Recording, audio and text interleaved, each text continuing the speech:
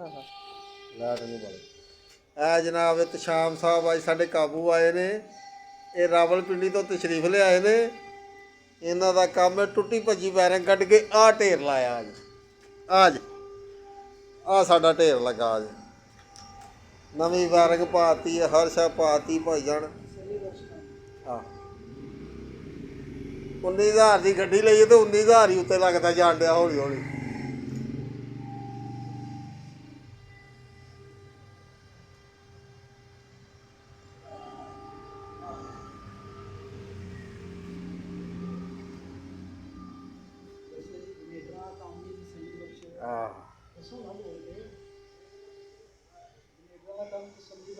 ਜਨਰੇਟਰਾਂ ਦਾ ਕੰਮ ਇੱਥੇ ਹੁੰਦਾ ਹੈ।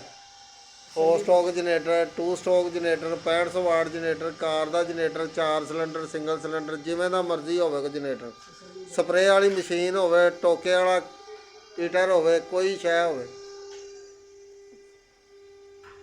ਕਮੇਟੀ ਰੋਡ ਨਜ਼ਦ ਜਿਮ ਦੇ ਬੁੱਟਰ ਮਾਰਕੀਟ।